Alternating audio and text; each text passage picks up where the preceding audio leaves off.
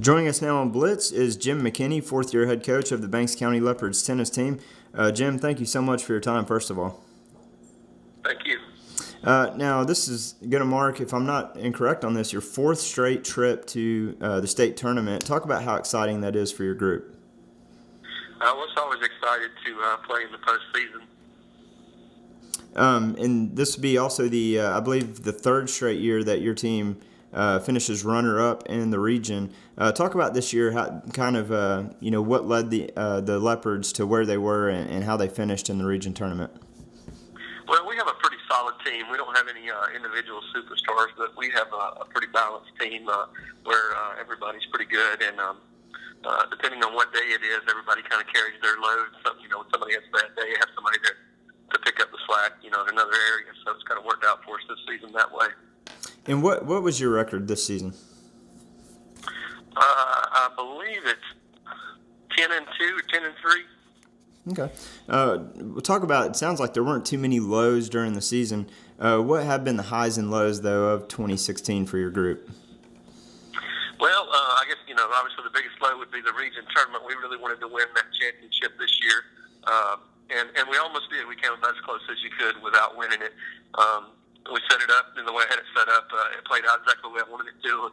We fell just a little bit short in one position there, and that kept us from getting it. Other than that, we've had a pretty good season. The losses we had were due to me having some guys out on those days. I think if we'd had our lineup on those days, we'd have probably won those matches as well.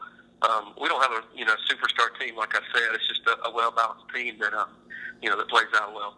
And do you have any? You mentioned having a well-balanced team. Do you have any senior leadership this season? How many seniors are on the squad? There are 4 seniors on the squad. All 3 of my singles guys are seniors, and there's no one standout leader. Like I said, it's this may have been the best balanced team I've ever had. I mean, it really does operate as a unit. There's no one individual that sticks out as far as leadership, and they all kind of do their part. I mean, it's really a team effort. And like you said, again, not really one superstar that stands out, but you got about 3 or 4 seniors. So it sounds like you're going to have to reload a little bit next year. I know you're not really looking ahead that much, but are there anybody in mind that will be able to step up next year for the Leopards? Oh yeah, I have a sophomore and a few juniors. This year my doubles are really strong. They're underclassmen, but they're very strong. I mean, we won almost all our doubles matches. I think we've only lost 1 or 2 matches at the doubles position all season long. Those guys will mostly move up to play singles.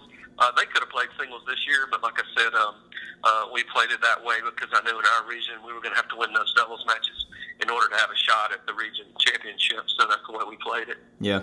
And now the last 3 years making state, unfortunately, Banks County has been bounced in that first round. So that's kind of, I'm sure, on your mind this year to try to get over that hump. I know tomorrow is when you play Co Leopards. What do you have in store for them, and what's the plan to try to get over that first round? Well, we're just going to do the same thing that we've been doing. Hope that all the boys can execute as they need to. I think Co Leopards, their doubles are pretty good from what I understand. So we'll have to play well there, and then just hope that we can take 3 out of those 5. We of course want to get over this hump.